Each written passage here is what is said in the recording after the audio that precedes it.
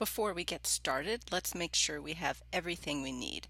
We have this two files, the Woof Stick JPEG and the Woof Straw JPEG. Those are both JPEG images that we're going to be placing into Illustrator. This is the font that I've already installed into the computer. If you cannot access this font, then I will show you which font we can use instead as replacement.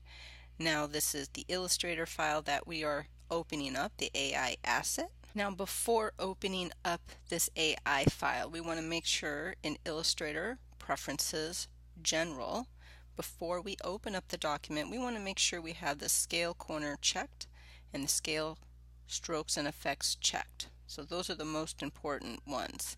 And then we need to go to the units.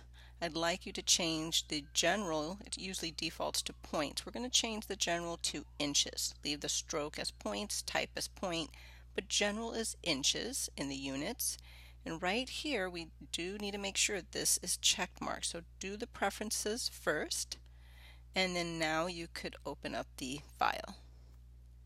That brings us to this right here, that one file that you've already created your pot and your flame. Now it's one artboard and we have one layer containing just that. Now before we go any further, please go to the view and we want to turn off, uncheck the Smart Guide, and it's very important to go back to view and uncheck the snap to point. If you have anything that says snap to point or snap to pixel, we don't want anything checked there. So we need to bring in and add another two more artboards. There's multiple ways of doing that. One way I go to is Windows, Artboard, and then I like to just click on the icon right here, and then it just automatically adds that artboard. So now I have two artboards plus the one that contains my pot and flame. If you have issues doing it this way, you do want to go to Windows, turn on your control, so everybody turn on their control, that check mark, if that's helpful to have up here.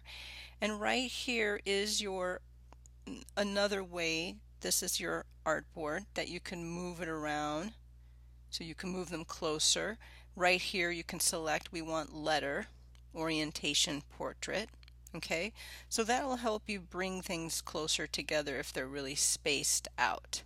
And then you can always, if you're not in the best, if you have any issues and you can't find where you are, just go to view and say you want to fit all into the window, or you can say fit artboard in the window. Either one, but fit all in the window puts everything right there together. Now with the three artboards, we want to add two more layers. We're going to lock that pot and flame because we don't want any issues with that.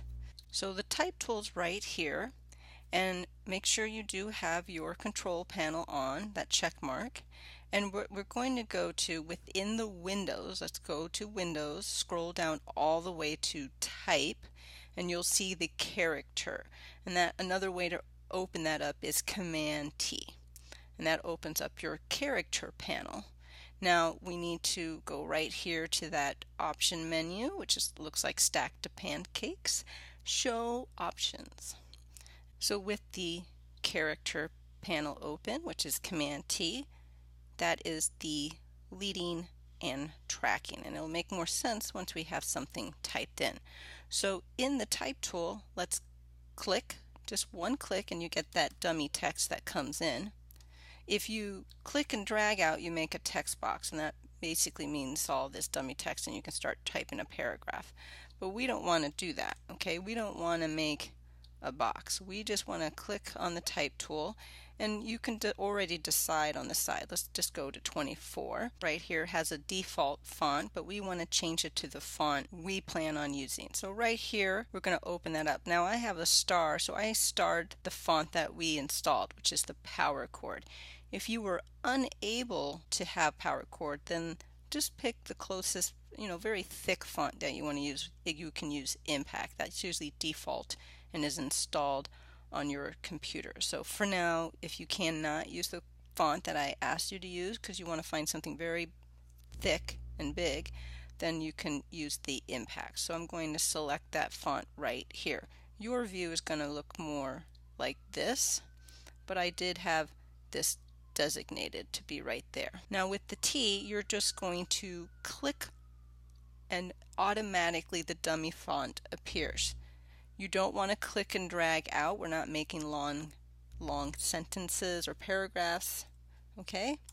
So just do that easy on the type tool, click, automatically that pops up. We're going to put our the and then do a return and type big. Now I'm going to go to our selection tool. Now we want this to be all caps, not lowercase. So it's not like you have to retype it again, because under your type menu, if you have that selected, you go to change case and you go to uppercase. So now it will change into uppercase. Going forward, I'm going to keep my cap locks on because that will make sure that I will, every time I type, will be all caps. So the leading right here, this is the font size. We changed it to 24 for now. And then the leading right here is basically giving you the distance between. So we can change that distance, and you just want to be a little closer. I'm going to zoom in so you can see. So we're changing the distance between the words. And then when it comes to your tracking, that's the spacing between. So we can easily decide to change the spacing overall a little bit more or less, right? So that is the tracking. Evenly distributed the spacing. Now what happens if I want to just change this big to kind of match up with the? Well, you can select, so go back to your type tool, highlight over the big, so it's like click and drag, highlighting the word big, and I could change if I want that tracking to be a little bit more space, but it's going to be, noticeably different than what it's already default. So then I'm going to go here where you're going to just change the thickness of the letters, right? So maybe I could go to 110 and then just do a little bit with the arrow, and then you can just get a nice, it's good enough for now. And ideally we're just trying to make it almost look like one box. Now I'm going to zoom out so we can have more of a realistic overall size on the artboard. Now I'm going to use the selection tool, and I'm going to select that. I'm going to scale, hold down that shift key, so it just makes it a little larger for me with that font. Now we are going to use our ruler and some guides and a bit of a grid. So let's turn on our ruler, which is Command R. You can go to View, Ruler, Show Ruler, and you can, it's right here on the sides. Yeah, you see my toolbar is blocking, but you see it up here on top. Now we're going to also change that view. We're going to go to View and go to Show Grid. And then we get this nice little grid. And what I want to do is we're going to be typing up some more words. So from the ruler, I'm going to click and drag down some guides. So I'm going to try to match up with one of the lines already right here. And then I'm going to drag from the ruler again off to the side. I could bring it and then make a little corner there. And then I'm going to just move that font to kind of line up between those guides. And then I'm going to, again, dragging out from the ruler, I'm going to go from this end as well. Remember to save your work, Command S. Now right now the guides, we can move them around still, so we want to lock them down. So once you place your guides where they need to be, we're going to go to View, and we're going to go to Guides, and then right here is the Lock Guides. Now we're going to go back to our Type tool, and we're going to go to a much larger size. Let's try 60. And again, I'm going to click, and I have the cap locks on, and I'm going to type bad wolf. And I'm going to start placing, I'm going to hold down the shift key while I scale my font, proportionally scale. I'm going to place that there for now. And then we're going to click on the type tool, click, and type in the word Huffed. And again, selection tool, scale it, hold down the shift key, and then again go back to the type tool and Puffed. Scale that So I'm scaling between those two guides.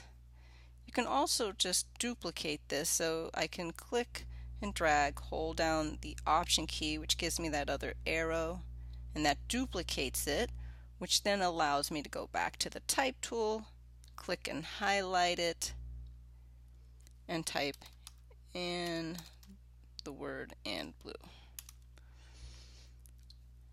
Now, right now you're wondering what I'm doing, but it will make sense as we go along. And then the next one we want, and again, if you want it larger, we'll go to 72, the house, hold down the Shift key, and then one more, and down. So then we're going to make some changes to these fonts. We're going to do some manipulation and scales change and size and things like that. So that's why it's important that the big is one text box that we made. Now we know it's one text box because when we typed it, it was and I hit a return. That's why it brought it down, and that's when we made that adjustment to be closer. So we took care of that right away. And then this we're going to leave here. And again, you could scale the height of that a little bit. Maybe we want to make it much more taller. And the overall goal is we're going to manipulate these fonts to almost make a box.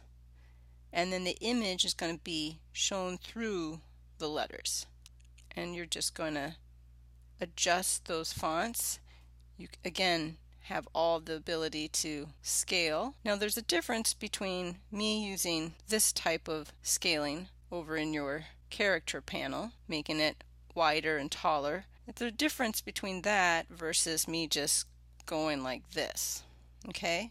This really distorts it.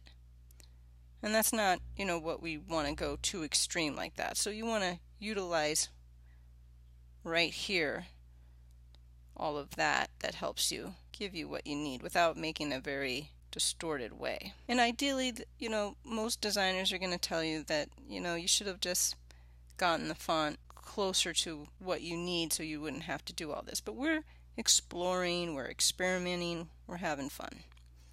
And then again, I could just do an overall scale. Remember to save your work, Command Save. Now when I go to the Type tool, I'm going to hold down and I'm going to have all of this here. If you do not see all of this and you only see maybe the Type tool, type on a path and a different one, or not even all this selection, let's say, you need to change, go to Windows, go to Workspace, and you need to be in Essential Classic. That's where my workspace is Essential Classic, and you probably are under Essential or something else. So you want to change that to be Essential Classic, which changes your toolbar to here, and then you click on the typeface, and what we're going to do is we're going to explore that Touch Type tool. Now the Touch Type tool can grab anything that you have in a paragraph or how we set it up here, and you could isolate it to be in one or two, right here. I'm going to click and I'm going to select just the E and make that E a little larger. It does adjust the spacing as well, so it'll keep the spacing here, but now I could click maybe with the house and then drag it over a little closer. Hold down the Shift key. So if you want to do that, you can work independently with each letter, kind of move things around, or you can just, depending on where you click, you can just change that size on that one letter, right? But just be careful because you can really move it out of height or shape wise where it is. So when you hold down the Shift key, it can keep it aligned where it's originally. So I'm just making it a little thicker. So the Type Touch tool basically allows you to go in and to make some changes. Now, do you have to use that? No, right? We know that we can easily select something within our type, go to character, and change that for ourselves right here, right? And you could technically go to your selection tool, select that font that you want, and then you could, scale it this way. I would hold down the shift key to scale proportionally, but if you end up distorting it like this, you could, if that's the look you want. Again, keep in mind how much of a distortion do you need. So overall, we're going to mess around with this, and I want to make a nice, the goal is to get as much as the letters nice, big, and bold, and filling in the space, but still be somewhat readable. Alright, I played around with it. I'm happy for what it is for now, but like I said, the overall goal is to get as much of the font to be really, spread out and taking over that space, almost like making a square out of the words, okay? And you want to also make sure you spelled things correctly. There is a spell check for you. You go to Edit, and you can go to Check Spelling, and you want to check the spelling. If nothing showed up here, so that means I didn't have any misspelled words. If something shows up, then you would correct it, and so I'm going to hit Done. Let's change that view. Let's not have the grid show. Let's do hide grid, and I'm going to leave the guides as is for now. And so right now yours should look very, very similar to this. You want to make sure though, you want to be consistent with the spacing, okay? You want to be consistent, and we have everything spelled correctly. Now you might have, some of you already done stuff like like that and not maybe know it, okay? So you don't see those mistakes maybe, right? So what you want to do, and if I change the view to outline, see these little boxes, you might have extra little boxes around, and that's going to cause problems. So let's go back to our regular view, and you want to do, this is really very helpful anytime you're using type or drawing something, you always want to clean up. Object, path, and clean up, because it gets rid of all that stray points, unpainted object, and empty text box, and that's what those are over there, empty text box, and hit OK. Now if you get a message saying there's nothing to clean up, then you're good. So I'm going to hit Command Save, go back to layers. So yours should be right here. I'm on layer 3. I might move that down just so it'd be right next to the pot and flame, and I'm going to name that Woof Straw. And sometimes right here I will also put the name. I'll do a dash, and then I put the name of the font that I use in case I forget, and then I'm like, oh okay, that's the font that I used. And if we open up that layer, you're going to see exactly like mine all of your text boxes that we used, okay? So they're all there as sublayers. And we need, before we do a clipping mask, we need to make this no longer be a font. So make sure it's spelled correctly. It says The Big Bad Wolf Huffed and Puffed and Blew the House Down. And what we need to do is select all of that. So you're just gonna, in your selection tool, click and marquee over that, or you can highlight all of that there. And we got to go to Type, Create Outlines. And now that's an object. It's no longer a typeface, no longer words. It's just an object. Okay, so we're not done yet, because if we try to do a clipping mask, it's going to say I can't do a clipping mask with 1, 2, 3, 4, 5, 6, 7, 8, 9, 10, all these objects, right? There's just too many objects. I can't do a clipping mask with that.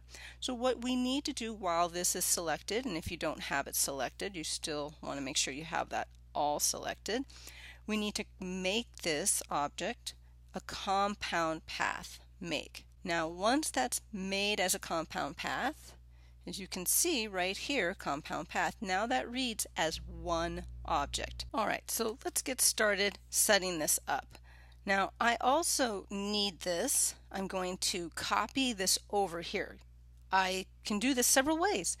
You could, again, have that all selected, drag it over. While you're dragging it over, you're holding down the Option key to get that double arrow, and then you let go of your mouse, and then let go of the Option key, and then so it copies over. Okay, you can easily just do Command Copy, Command Paste, and then that'll also give you that copy as well. So what we need a total of for now is a total of 4 of them. So if you can get me 4, oops, make sure you have your selection in a good way. Now we have a total of 4. Now what we need to make sure of, we don't want all 4 in this one layer. So what I want in this layer with the green guides, I want just these 2 only. Okay, so they're there. But right here, these 2 here, I need them to be on the layer above. So because I have it selected, I'm going to go to the indicator. Make sure you just select what you want and drag that indicator up. It'll turn red, and now it's in its new layer. So then we're going to call that the woof, I think I did all caps, woof stick. So make sure that we have 3 layers only. We have a locked layer, the pot and flame, so we're not going to even be bothered with. Right here, the woof and straw one. And then right here's the woof stick. And what we need to do now is to bring in our images. So we're going to go to File, Place, and we're going to select those 2 images that we made earlier. So I want to select both of them. I'm going to hold down the Shift key to make sure they're both selected. Hit Place, and I could just go click and click.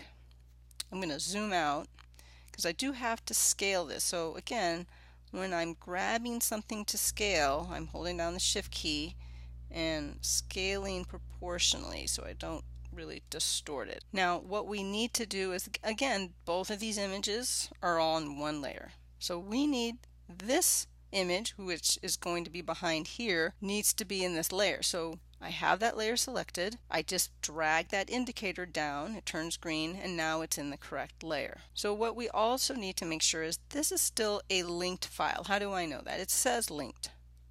We don't want a linked file. We want to embed these files. So we need to go to Windows, go to your link panel, and it's going to come up. You can click, hold down the Shift key, click again, and right here on that little option, looks like stacked pancakes, we're going to go to Embed Images.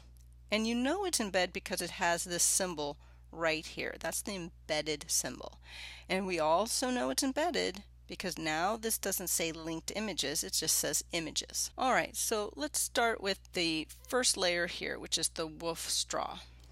I'm going to zoom in. So as I said before, we want to move this image and we want it behind the font.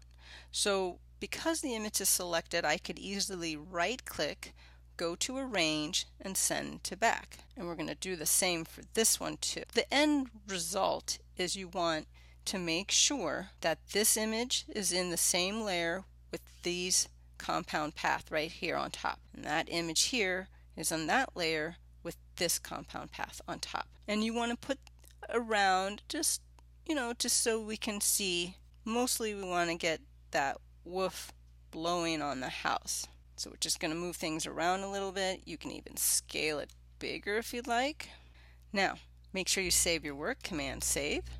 Now with this layer here, I'm going to select with the selection tool, a marquee, both of these, right? So the image is selected and the compound path on top is selected.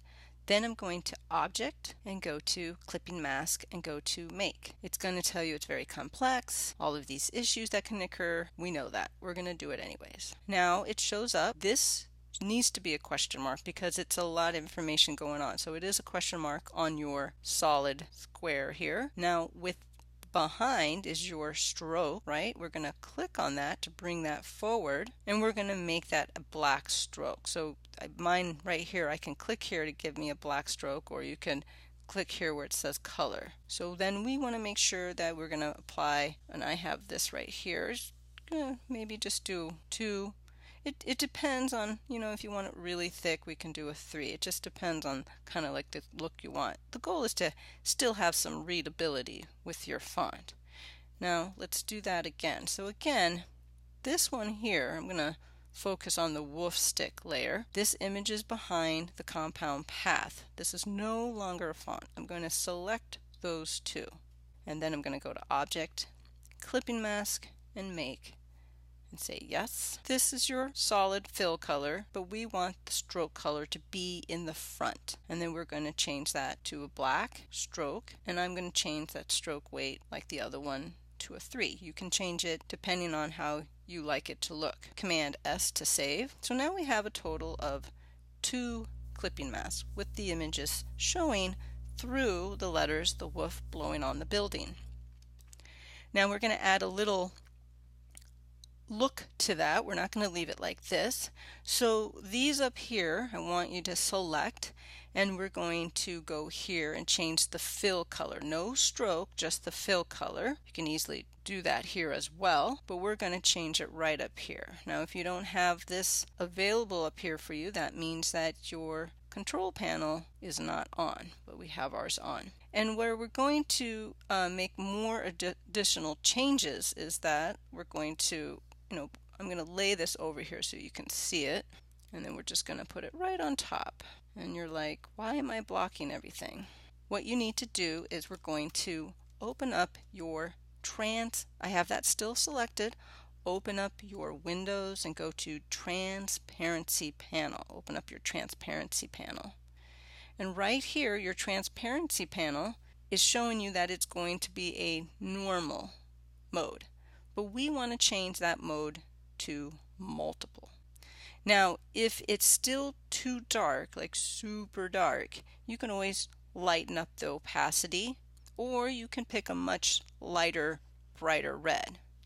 But the multiple, at this point, how I see it, I still can see everything and I like it. Okay? So let's do that one more time. I'm just going to move this out of the way. So we're going to grab that compound path that we copied, and we changed it to a red fill only, no stroke. And we're going to go right on top. And you're going to have to zoom in and move it around a little bit, and so overlapping.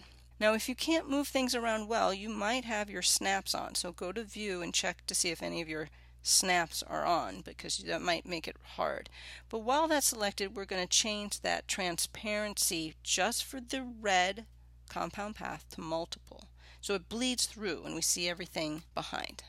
And then now I can go to Windows, I can go to Guides. I'm going to clear guides, or you can hide guides, but I'm going to clear them.